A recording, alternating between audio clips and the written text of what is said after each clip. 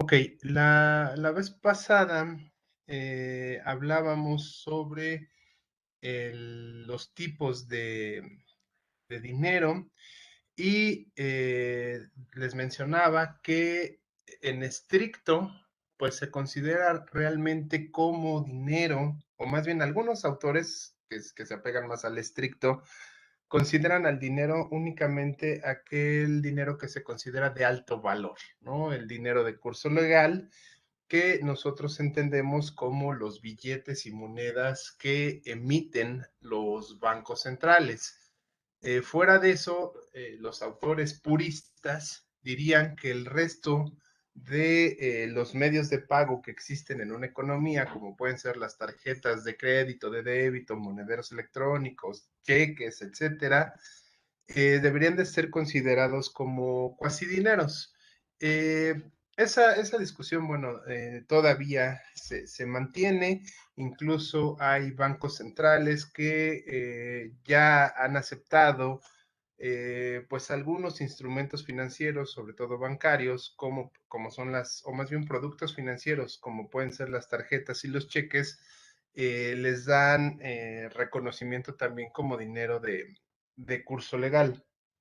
Ok, también antes de finalizar la sesión, una de sus compañeras me preguntaba cuál era la función de aquellas autoridades monetarias donde ellos no eran los que emitían el dinero, sino más bien lo recibían de otro lado y era el dinero de curso legal que circulaba dentro de una nación entendiéndolo, por ejemplo, como los casos de Ecuador, de El Salvador, de Panamá, ¿no? Que son los casos, yo diría, más conocidos, que en el caso de Panamá y Ecuador son economías dolarizadas, en el caso de El Salvador es una economía que está en transición de la dolarización a el uso del Bitcoin, ¿no? En este caso, bueno, la autoridad monetaria no se considera en sí un banco central, entonces, se considera más bien una caja. Esta forma o esta figura que existe de autoridad monetaria, pues obviamente va a estar más limitada. ¿Por qué? Porque van a depender justamente por ejemplo, en el caso de Ecuador y de Panamá, que la propia Fed en Estados Unidos esté solicitando a estas cajas, a estas autoridades monetarias, cómo es el estatus de su economía y cómo es la necesidad de divisas o de dólares que ellos van a requerir. Y de acuerdo a la cantidad de dólares que estipula la Fed o que negocia la Fed con estas cajas, pues será la cantidad de dólares que enviará al país o a estos países.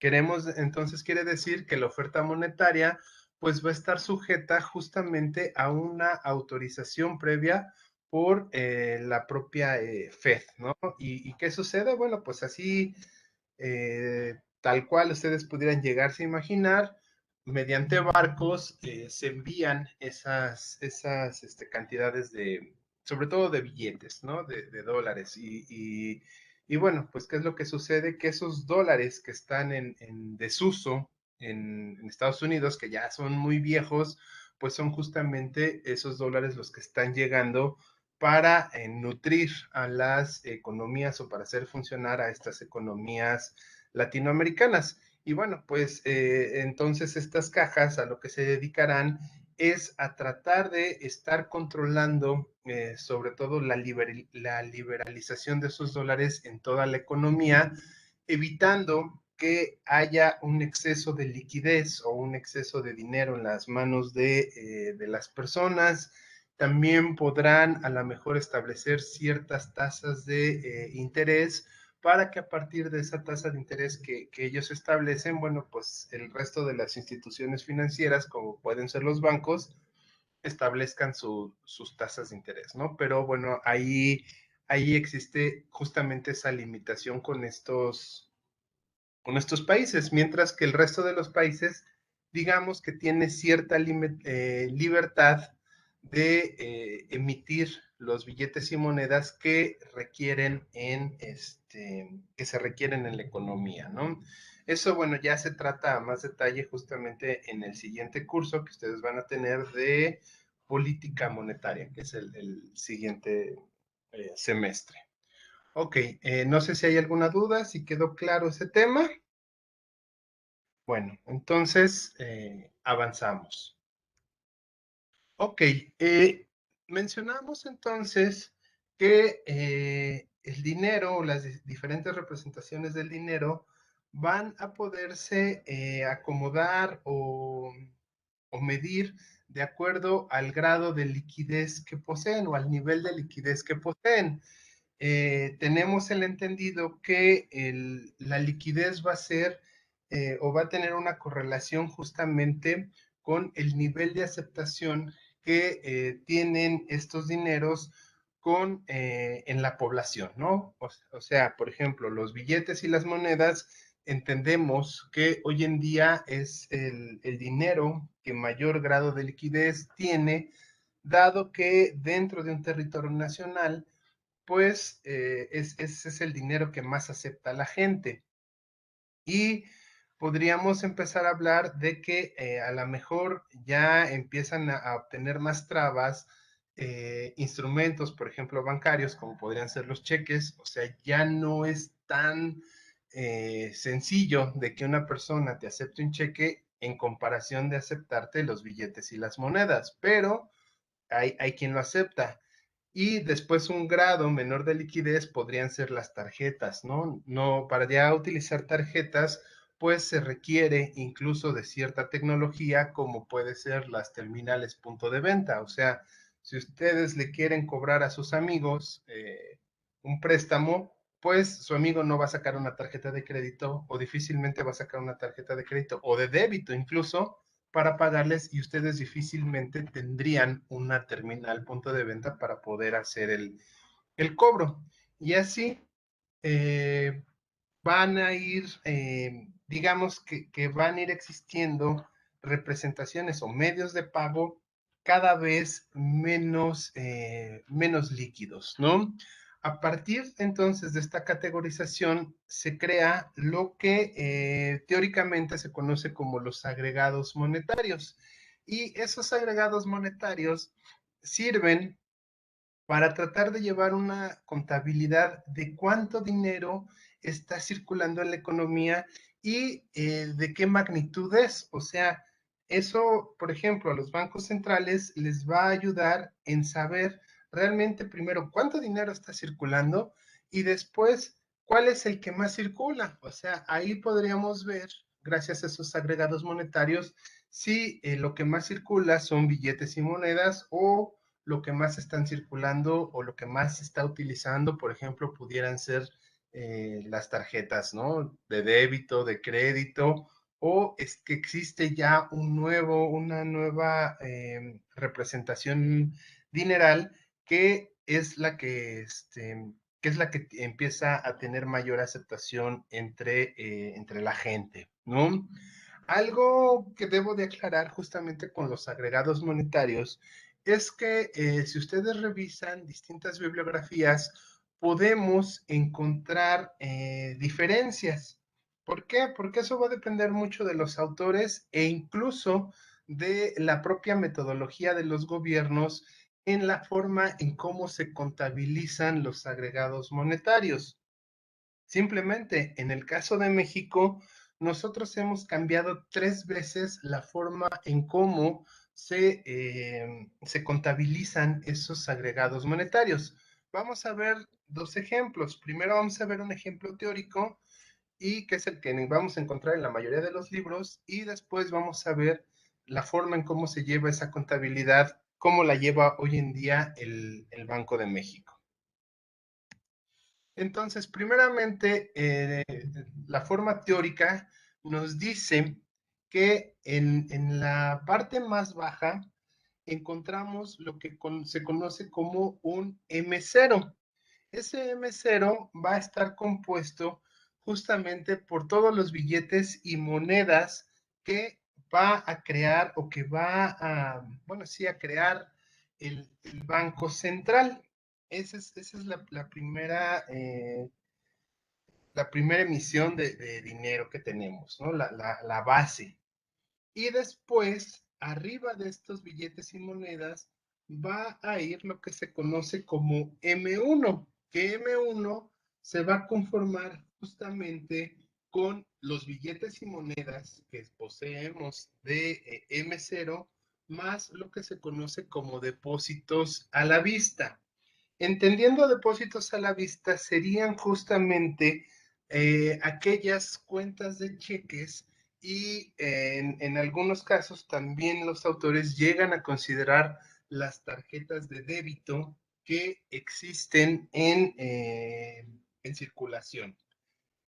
También hago la aclaración, hay autores que no toman en cuenta el M0, sino que su forma de acomodar los agregados comienza desde M1.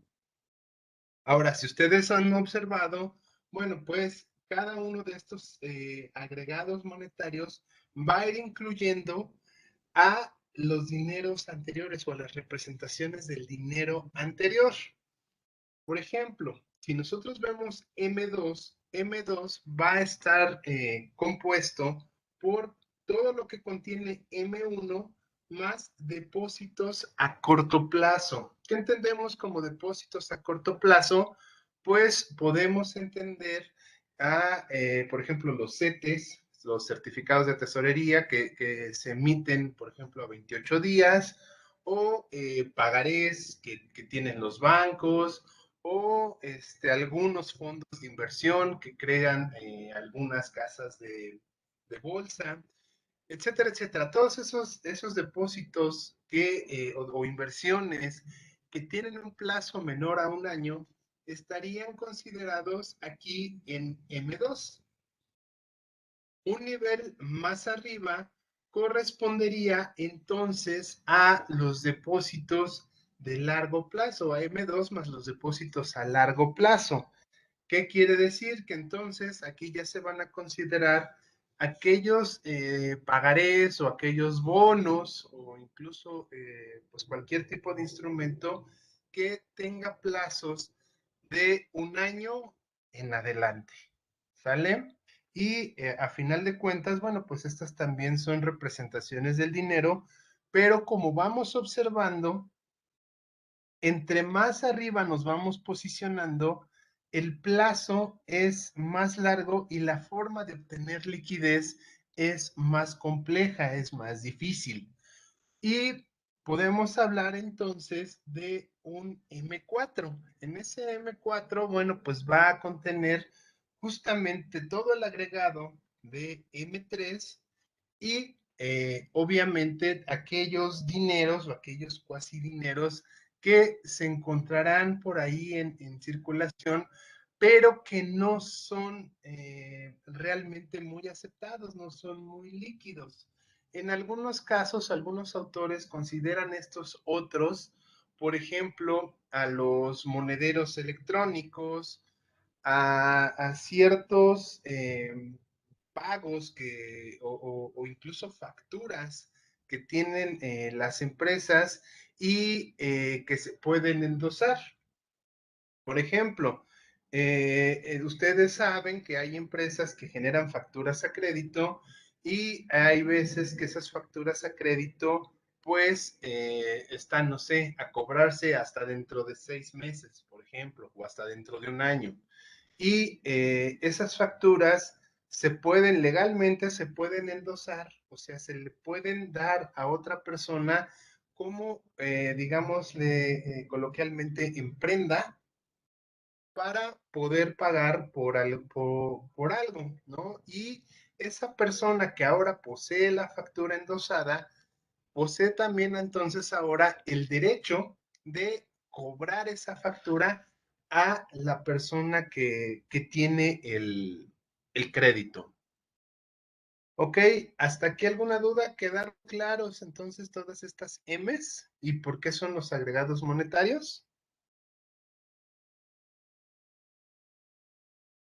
Sí, profesor. Perfecto.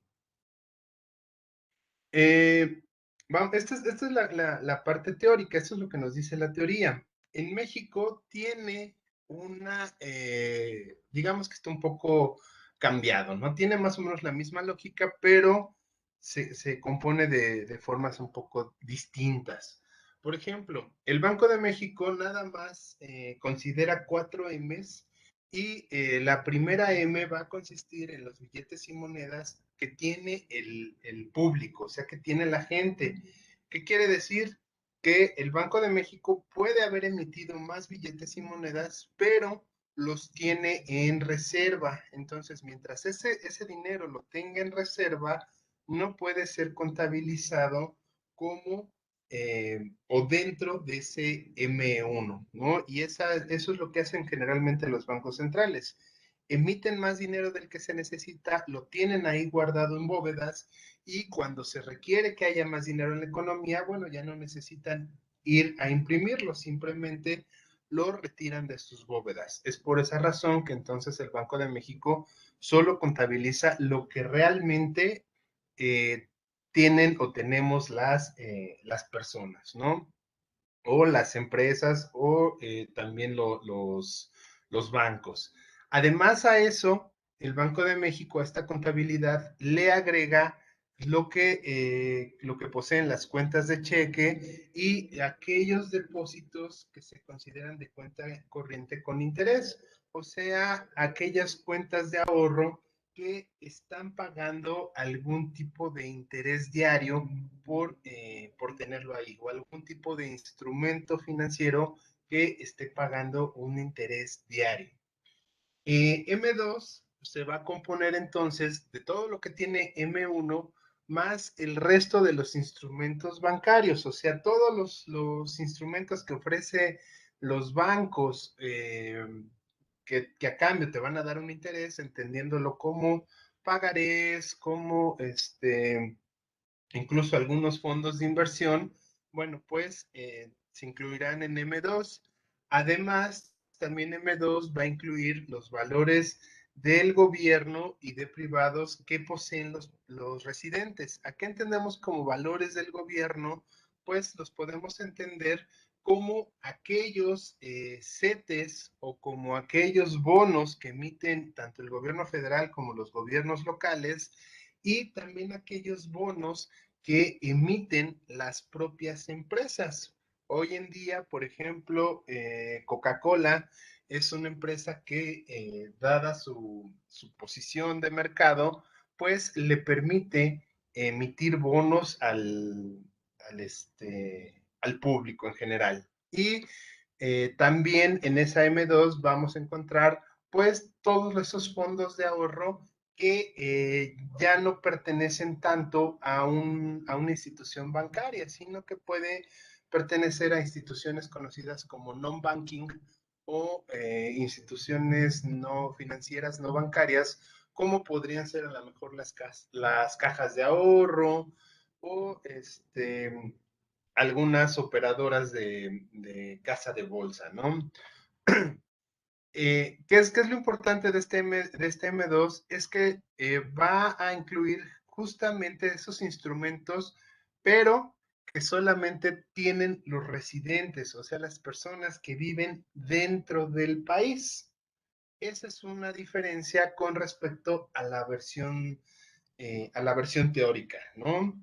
Y más adelante tenemos, o más arriba, tenemos lo que sería el M3, que obviamente va a estar compuesto por todo lo de M2, y además se van a incluir aquellos depósitos que tienen las personas del extranjero en la banca nacional o en la banca que más bien se encuentra establecida dentro del territorio nacional, así como todos esos valores o instrumentos, tanto de gobierno y privados, que son del país, pero que posee la gente en el extranjero. No sé si queda claro esta parte. O sea, los depósitos están en México, los certificados y los bonos se hicieron en México, pero quien los posee no vive en México, vive en el extranjero. Esa sería el grupo de las personas extras que se encontrarían en el M3. ¿Sí queda claro? Ok. Y por último, tenemos M4 y M4 va a comprender justamente todo lo anterior, o sea, todo M3, más aquellos depósitos que tienen tanto residentes y no residentes en agencias de bancos que están establecidos en México, pero, o que son de capital mexicano, pero que tienen sus agencias en el exterior. Por ejemplo, desconozco, pero supongamos que Banorte abriera una agencia en España. Entonces, si alguien de aquí o del extranjero manda su dinero o tiene su dinero en esa sucursal de Banorte que se encuentra en España, entonces eso se consideraría dentro del M4 o no sé, o de City Banamex, que bueno, que Banamex, a pesar de que es un capital estadounidense, si esa marca como tal de Banamex se estableciera en, no sé, en Canadá o en Argentina o en algún otro país y gente incluso de aquí o del extranjero deposita su dinero en esa marca, en ese banco de Banamex,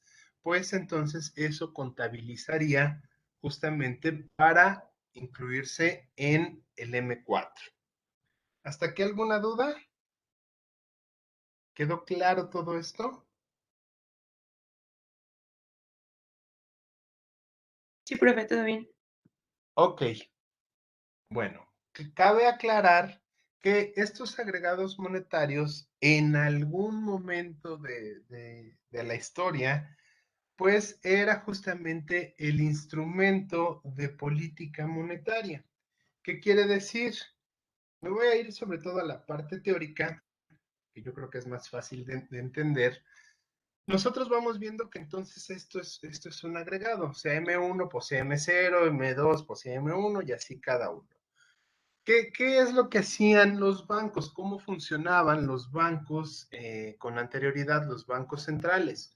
Bueno, cuando se registraba que había exceso de dinero, exceso de liquidez en la economía, pues los bancos centrales lo único que tenían que hacer era disminuir la cantidad de billetes y monedas, que eso es lo que ellos pueden controlar, y al haber esa disminución de billetes y monedas, si estamos hablando de que esto es una suma, pues automáticamente si disminuye M0, podemos entonces nosotros decir que automáticamente todas las demás M's estarían disminuyendo. Y de esa forma es como los bancos centrales controlaban esos excesos de liquidez. O caso contrario, si de repente se notaba que se requería realmente más dinero en circulación, pues los bancos centrales entonces inyectaban más dinero a la economía con con la función de que al haber más dinero se pudiera incluso fomentar al consumo o bien se pudiera fomentar a la inversión. Y entonces esos excesos de liquidez pues iban a ser utilizados para hacer crecer el ingreso de la población. Esa forma funcionó muy bien hasta década más o menos de los 90 y ya después de los 90 las reglas cambiaron y estos agregados monetarios se dejaron de lado como instrumento de política monetaria y se tuvieron que utilizar otro tipo de instrumentos financieros, que bueno, eso ya es tema justamente de política monetaria. ¿Hasta aquí alguna duda? ¿Quedó claro? Bueno, Sí, profe. avanzamos. Ok, entonces, algo que sí podemos llegar a una conclusión que sí podemos llegar independientemente de cómo estemos estudiando los agregados monetarios, es que estos van a tener o van y la intención más bien, demostrarnos cuál es la facilidad que van a tener los distintos medios de pago que existen en una economía para convertirse en dinero de alto poder. Entonces, bueno, también este acomodo lo que nos va también a mostrar es que las M's menores, o sea, entiéndase M1, M2, pues obviamente van a ser M's más líquidas que M3 y M4, ¿sale? Entonces, bueno, esta es una forma que, si bien ya no se utiliza como un instrumento de política monetaria, de todos modos, sí sigue siendo una especie de indicador donde va a estarnos mostrando a nosotros y al Banco Central cómo se encuentra esas cantidades de dinero, cómo se encuentra esa aceptación y qué tanta liquidez realmente está necesitando la población para poder desempeñarse, ¿no? En cuestiones, obviamente, de ámbito económico. Ok, ya vimos entonces el dinero y aunado al dinero, pues obviamente surge un sistema financiero que va a incluir a todas las instituciones que tienen que ver justamente con esta parte de la circulación del dinero o incluso hasta con la creación de estos cuasidineros. Y dentro de este sistema financiero existe uno que es, digamos, el más importante o el más grande pues, en tanto en tamaño de instituciones como en tamaño de dinero que utilizan, ¿no? Para poder funcionar en la economía. En este sector bancario encontramos que existen los, los bancos de distintos tipos. Existen bancos comerciales, existen bancos de desarrollo, existen bancos de inversión y todos estos bancos van a tener la cualidad de ser llamado instituciones de intermediación financiera o simplemente, bueno, pues van a ser los intermediarios financieros y su bien, más bien su objetivo principal de todos estos intermediarios financieros va a consistir en recibir depósitos y con esos depósitos que reciben del público lo van a transformar en préstamos para alguien que lo requiere. Si ustedes recuerdan, que digo, de todos modos lo vamos a revisar más adelante, pues esta es una idea que viene justamente desde la propia teoría clásica, ¿no? O en específico desde la propia teoría ya más bien neoclásica, donde nosotros vemos que existen unidades superavitarias y unidades deficitarias, entendiéndolo que hay personas o hay gente o seres que tienen excesos de dinero que no saben qué hacer con él, pero obviamente no lo van a atesorar porque eso sería irracional y están dispuestos a dar esos excedentes que tienen a cambio de un pago que nosotros podríamos entender como un interés o una tasa de interés. Y también por el lado de las unidades deficitarias, pues va a comprender sobre todo a aquellas empresas, aquellas personas que no poseen los recursos financieros y necesitan justamente de ellos para poder llevar a cabo inversiones productivas, ¿no? Entonces, ellos estarán dispuestos, los deficitarios estarán dispuestos a recibir ese dinero, ese financiamiento que necesitan a cambio de pagar una tasa de interés.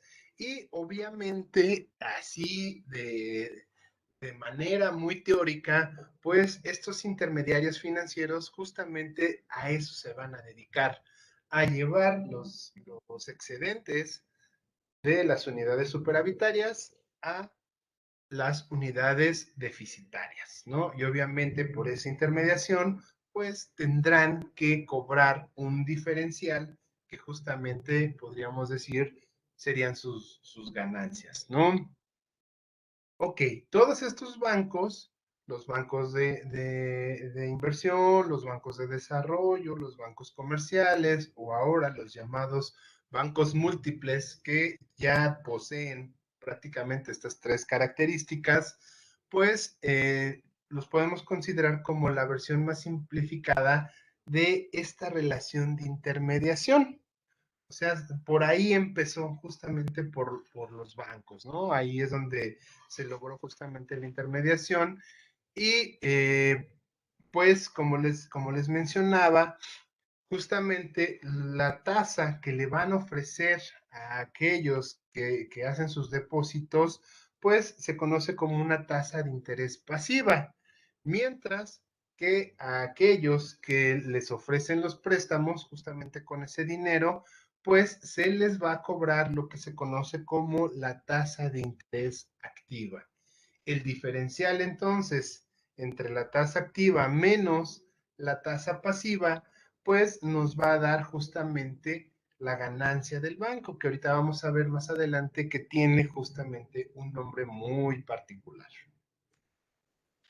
Esa diferencia entre la tasa activa y la tasa pasiva es lo que se conoce como el margen de intermediación financiera. Y nosotros entenderíamos que la razón debe de ser siempre que la tasa activa tiene que ser mayor que la tasa pasiva, porque entonces si fuera igual o fuera menor, pues entonces no resultaría negocio para los bancos en general, ¿no? Eso podríamos incluso considerarlo como algo absurdo. Bueno, avancemos entonces. Ok, ¿qué sucede? Esta relación de estar consiguiendo depósitos para prestarlos a quien los necesita y cobrar por esa intermediación, como nos dice la teoría convencional, pues no solamente queda ahí. ¿Por qué? Porque los bancos realmente tienen una capacidad que es lo que les va a ayudar todavía a que sus beneficios sean mayores. Y esa capacidad va a consistir justamente en crear su propio dinero, o sea, crear un dinero que es distinto al dinero que crea el propio Banco Central. Y conforme ha ido avanzando el desarrollo incluso de las tecnologías, pues eso ha permitido que los bancos cada vez tengan mayor facilidad de crear lo que se conoce como dinero bancario y necesitar cada vez menos del dinero que crea el Banco Central. ¿Cómo ocurre esto? ¿Cómo ocurre esta creación de dinero bancario? Bueno, pues ocurre en el momento en el cual un banco, por ejemplo, ya emite un crédito para dárselo a una persona o a una empresa, pues lo que va a suceder es que, eh, por un lado, cuando recibe vamos a suponer que recibe el depósito, es más, si me permiten, vamos a hacerlo mejor con un Excel, creo que queda mejor explicado con un Excel. Debo tener justamente por aquí.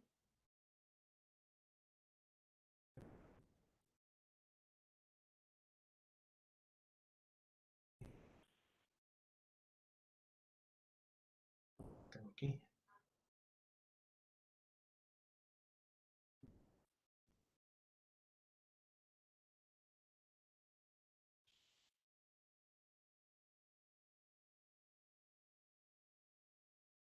Poco está aquí.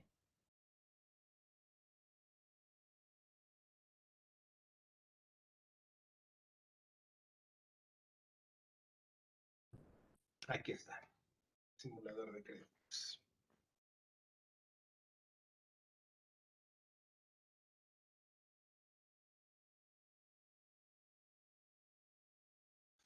Ok.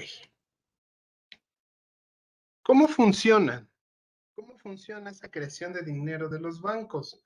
Bueno, vamos a decir nosotros que el banco, un banco comercial va a tener un depósito de 100 pesos. Ese depósito de 100 pesos lo recibe y por esos 100 pesos le va a ofrecer una tasa pasiva justamente a, el, a quien le hizo ese depósito. Ok, los bancos ya saben que una persona cuando realiza un depósito difícilmente lo va a retirar. O sea, por lo general, cuando las personas depositan y ven, sobre todo también que están llevándose una ganancia a partir del pago de una tasa de interés, pues lo que van a buscar es dejar ahí su dinero en el banco. ¿Qué sucede? Ok, el banco entonces ahora tiene 100 pesos y va a darse cuenta que sí, que de ese dinero es probable que a lo mejor llegue el propio cliente a retirar un poco de ese dinero. Pero por lo general, no sé, si de 100 pesos, si depositas 100 pesos, pues los retiros que pudieran llegar a ser a lo mejor son del 10%. Quiere decir que la probabilidad de que retire esos 100 pesos solamente lo que va a hacer es retirar 10 pesos. Entonces esos 10 pesos los va a considerar como una reserva, que sería justamente estos 10 pesos, ¿no? Y como lo va a hacer con ese cliente, lo va a hacer justamente con todos aquellos clientes que le depositen su dinero.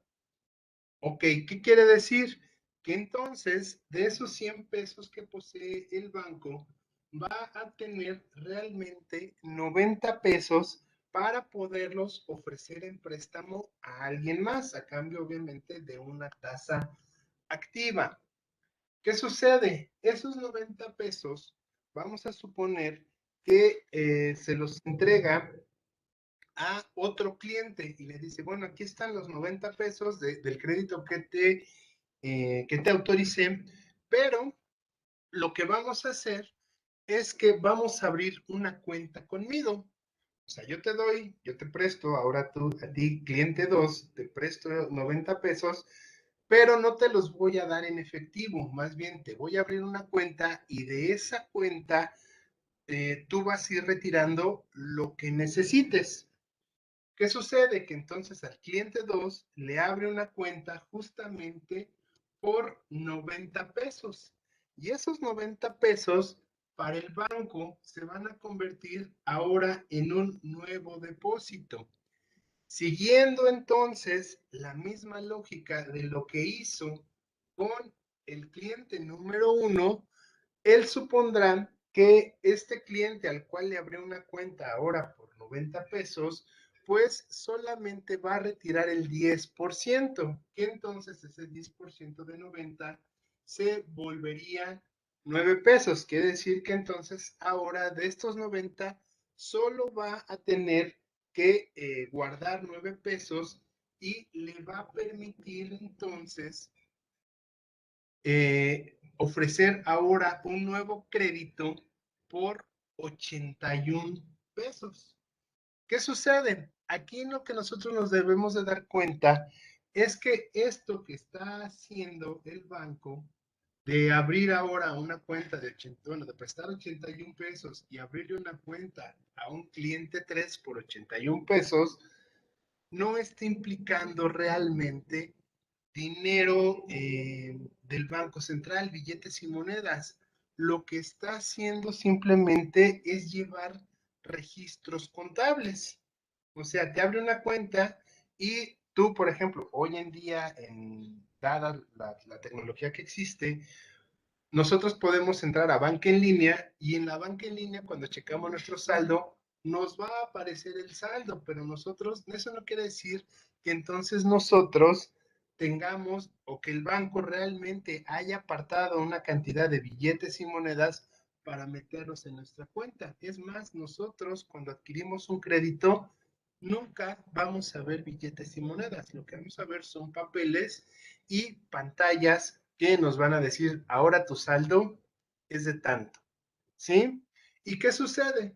Que bueno, pues esta forma de ir creando depósitos y de ir manteniendo estos coeficientes de reserva, si ustedes observan, se va haciendo exponencial. Aunque va disminuyendo la cantidad, con cada nuevo depósito, va disminuyendo la cantidad que puede ir prestando el banco, de todos modos, se vuelve una cantidad muy grande de depósitos que ha creado. Y debemos de tomar en cuenta que realmente el único dinero que posee el banco, a pesar de tener N cantidad de depósitos o de cuentas de depósito, lo que realmente tiene el banco en este ejemplo son los 100 pesos que le depositó el cliente 1. Eso quiere decir, ahorita vamos a ver más adelante, cómo se obtiene esto, lo que sería el crédito potencial y la cantidad de veces que puede dar, que puede prestar el dinero que le dieron originalmente. ¿Qué quiere decir? Antes de regresar a las láminas, que por ejemplo, en este ejemplo, si él recibe 100 pesos, y su coeficiente de reserva, o sea, de esos depósitos que va creando, él solamente va a estar guardando el 10%, quiere decir que tiene la capacidad de ofrecer créditos por una sumatoria de 1,000 pesos. Eso quiere decir que entonces con 100 pesos tiene la capacidad de ofrecer 10 veces ese depósito original que le hicieron. Ahora bien, sabemos que los bancos no reciben 100 pesos, reciben millones, ¿no? Y por esa forma, pues es que los bancos entonces empiezan a generar más dinero del que realmente existe expresado en billetes y monedas dentro de las economías. Ok, ¿hasta aquí alguna duda en esa fabricación de dinero bancario? ¿Quedó claro este concepto?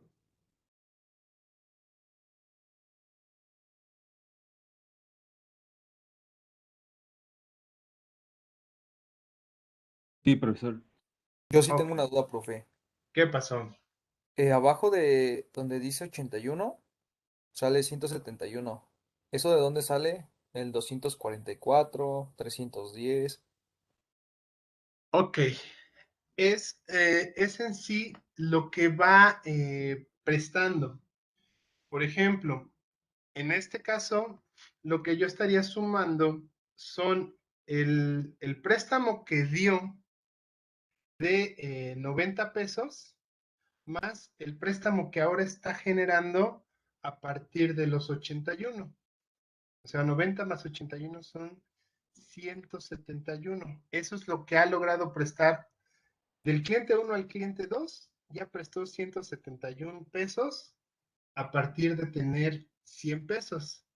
Del cliente, en el cliente 3, bueno, pues va a ser el acumulado. O sea, sería 90 más 81 más 73. ¿Qué quiere decir? Que este acumulado va a llegar un momento, aunque bueno, pues ya no me dio el propio Excel, pero va a llegar un momento hasta donde este acumulado tenga que volverse 1,000, que es justamente este crédito potencial. Esa es la razón justamente de esta última pila. Ok, profe, gracias. ¿Sale? Ok. Entonces, bueno, regresando a esa cuestión, pues esa es una ventaja que tienen hoy en día los bancos. Ya tienen entonces la capacidad de generar dinero a partir de los créditos que están ofreciendo.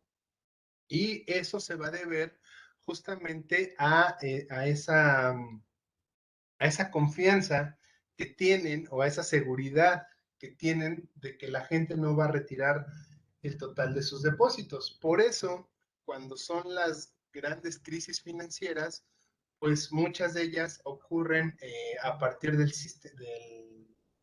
sistema bancario, ¿no? Cuando la gente ya no ve seguridad en el banco o en el propio país, pues lo primero que hace la gente es tratar de retirar su dinero. Y cuando los clientes empiezan a retirar su dinero, pues entonces ya este sistema de depósitos deja de tener, deja de funcionar.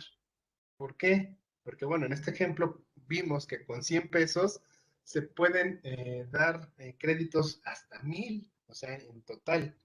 Y se pueden generar obviamente también depósitos. Quiere decir que entonces todos los demás, todos los clientes subsecuentes que tienen un depósito lo van a querer retirar y se van a dar cuenta que no existe el dinero en billetes y monedas para que ellos lo puedan retirar. ¿Qué es lo que nos ha dejado la experiencia? Pasó un poco en México, pero pasó más gravemente en Argentina, que el gobierno pues entonces tuvo que congelar las cuentas, ¿no? Incluso me parece que también sucedió en Chipre y también ha sucedido en Grecia, en esas crisis que la gente quiere retirar su dinero y es cuando el banco congela las cuentas y dice no se puede retirar el dinero o solamente van a poder hacer retiros de tanta cantidad, ¿no? O sea, no vas a poder retirar, si tienes 10,000 pesos, no vas a poderlo retirar, vas a poder retirar a lo mejor cada semana 500 pesos.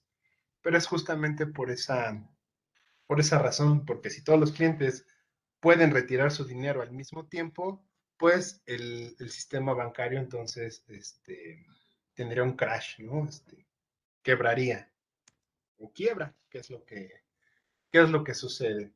Bueno, este es el ejemplo de lo que vimos en el Excel de una persona que deposita 100 pesos y el banco solamente va dejando 10 en cuenta para, o en sus cajas, en lo que nosotros veríamos en sus cajas o en sus cajeros automáticos, es lo que los bancos dejan. ¿Y por qué? Porque saben que es lo que realmente la gente va a poderles retirar en algún caso. Bueno, como anécdota, ustedes recordarán la crisis del 2008, una crisis financiera, pues justamente algo, más bien parte de las consecuencias, no fue el origen, pero sí tuvo repercusiones en el banco, muchos bancos quebraron por, por esta forma. En los casos de los bancos mexicanos, digamos que afortunadamente aprendimos de las crisis que teníamos, sobre todo del 94 y bueno, las posteriores de los 80s y de los 70s, y los bancos aquí en México sobrevivieron a ese problema porque las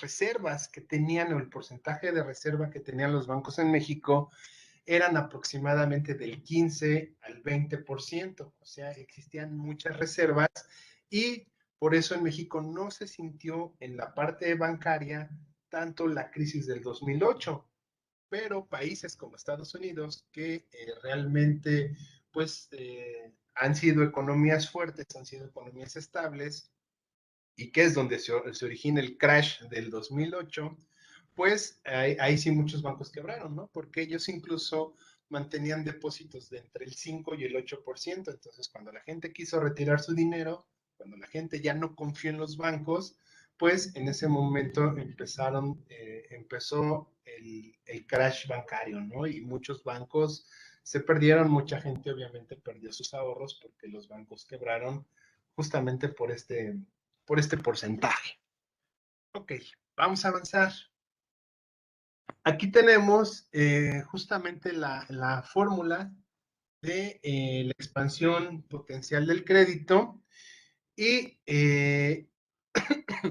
va a estar contemplado, o sea, para saber cuánto crédito pueden crear los bancos va a depender justamente del exceso de efectivo que tengan los bancos, o sea, entendiéndolo como lo que tienen realmente de depósitos menos lo que deciden dejar en reserva en su caja.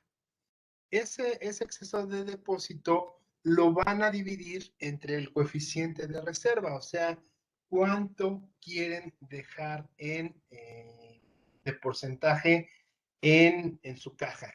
Y eso nos diría entonces qué capacidad tienen los bancos de dar crédito. O sea, como veíamos en el anterior, eran 100 pesos y entonces el banco tiene la posibilidad de ofrecer créditos hasta 1,000 pesos, ¿no? Con esos 100 pesos y con un coeficiente de caja del 10%, pues los bancos tienen la capacidad de ofrecer hasta 1,000 pesos.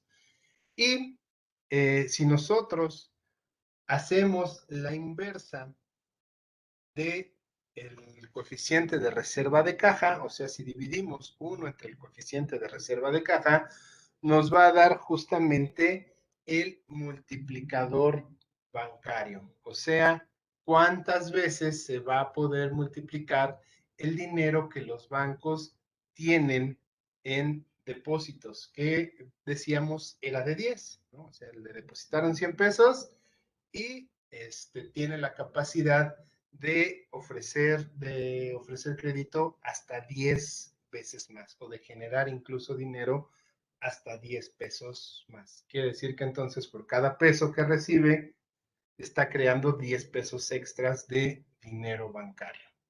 ¿Sale? ¿Hasta aquí alguna duda? ¿Todo claro? Bueno, vamos a avanzarle.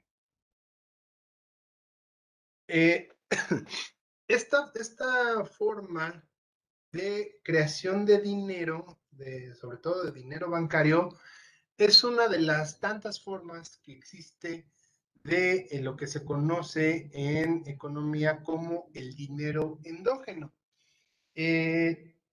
No quiere decir que entonces el dinero bancario sea la única forma en la cual se crea dinero dentro de la economía, dinero que no es del Banco Central.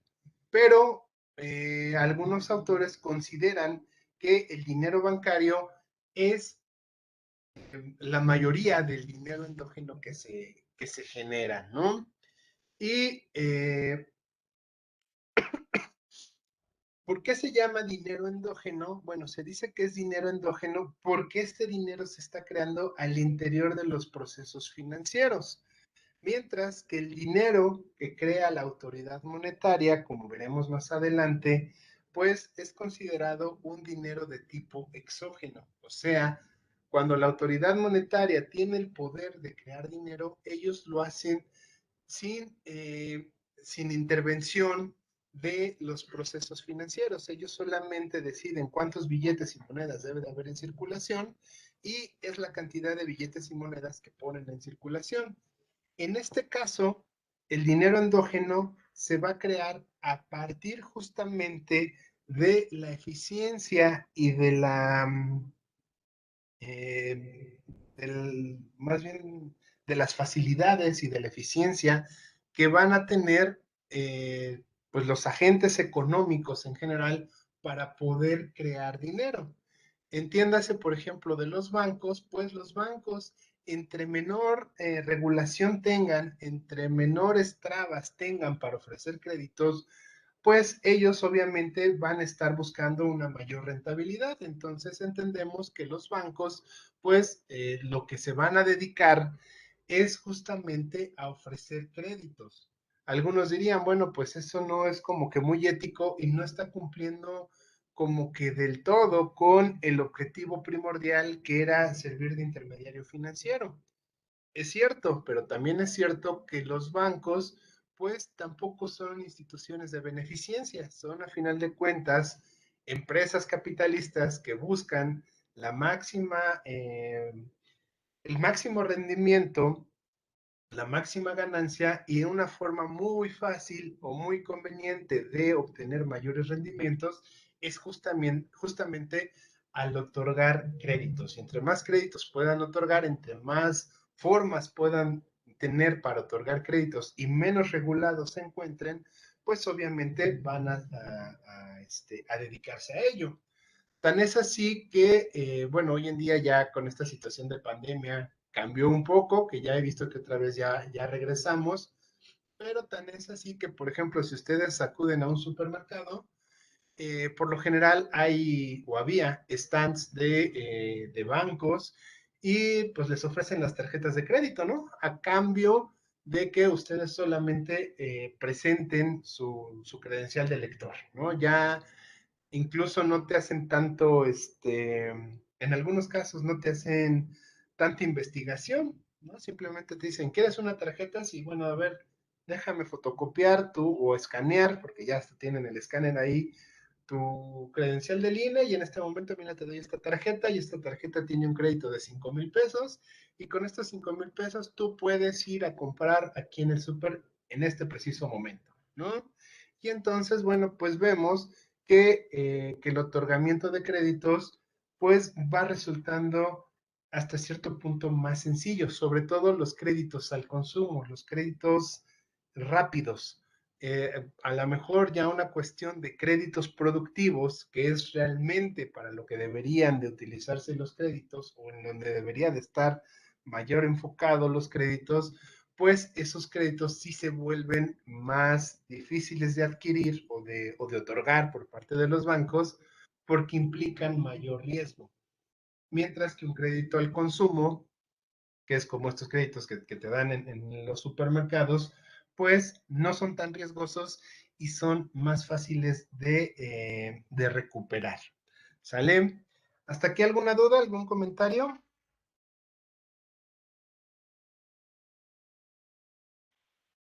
Profe, todo claro. Profesor, no hay duda.